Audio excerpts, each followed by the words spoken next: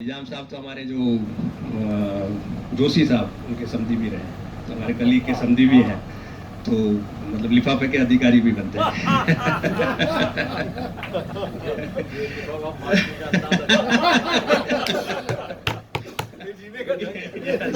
ये जीने का अर्थ है, व्यवहारिक पक्ष है, जीने का भी एक व्यवहारिक पक्ष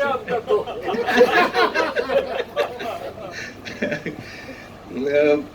मैं एक फार्मेसी का विद्यार्थी रहा हूँ, तो एक हमारे टर्म है डिस्पेंसिंग और एक है मैन्युफैक्चरिंग। तो जो डिस्पेंसिंग होती है वो पेशेंट स्पेसिफिक होती है। तो मेरा अपना ये मानना है कि हर किसी का जीवन, हर व्यक्ति अपने आप में एक अलग है, इसलिए हर व्यक्ति के लिए अपने जीवन जीने का ढंग अलग अलग होगा। हम इसको जेनरिक टर्म में नहीं स्थापित कर सकते कि जो मेरे जीवन जीने का ढंग है या मेरे जीवन जीने का जो उद्देश्य है वो सभी के जीवन जीने का उद्देश्य हो, ऐसा मेरा मानना है कि ऐसा नहीं हो सकता, क्योंकि हर व्यक्ति अलग अलग है। जैसे आपकी जो अंगूठे हैं, अंगुलियां हैं, उसके फिंगरप्रिंट्स नहीं मिल सकते, इसलिए इसी तरह से किसी भी दो व्यक्ति एक हो ही नहीं सकते, और जब दो व्यक्ति एक नहीं हो सकते तो उनके जीवन जीने का उद्देश्य, उनके जीवन जीने का ढंग एक नहीं हो सकता।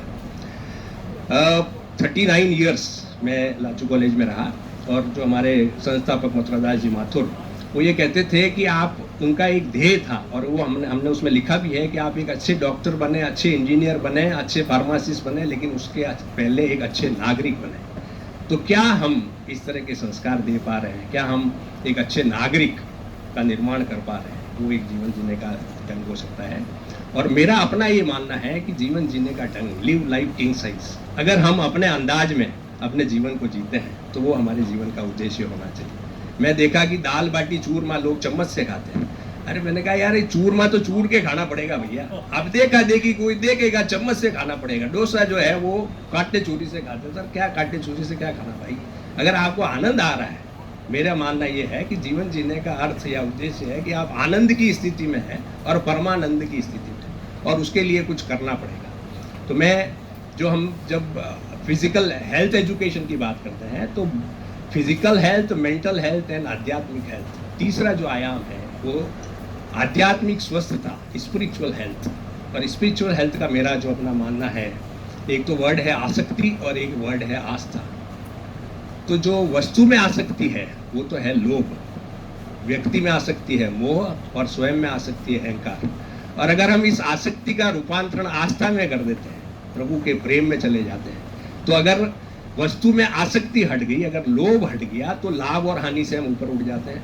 मोह हट जाता है तो हम संयोग और वियोग से ऊपर उठ जाते हैं। और अगर हम अहंकार से हट जाते हैं तो हम सम्मान और अपमान से ऊपर उठ जाते हैं।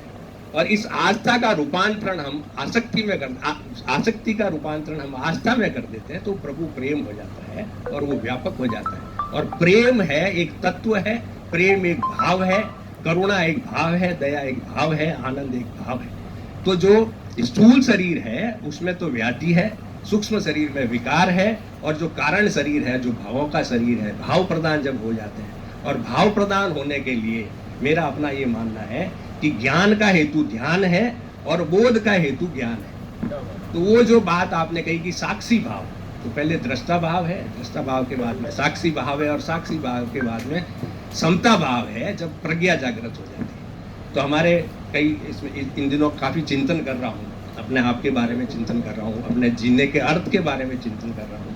तो कई संतों को पढ़ा, विपत्सना मैंने करी, रविशंकर जी का मैंने जो सुदर्शन क्रिया वो हमने करी। तो इसमें सब में ये पाया मैंने कि जो समता भाव, मतलब जब इंद्रिय निग्रह, जो बाहर का जो संसार है वो अंदर कैसे जाता है, तो 5 ज्ञानेंद्रियों से जाता है।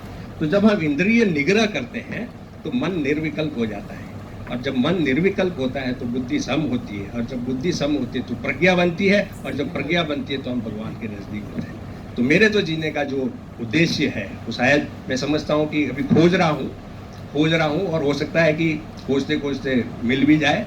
तो मैं अपने आप को ये मानता हूँ कि अगर मैं खो जाऊँ, स्वयं मैं ही खो जाऊँ, तो वो शायद मेरे जीने का ढंग होगा। इन्हीं भावनाओं के साथ में आपने मौका दिया। धन्यवाद। Thank you.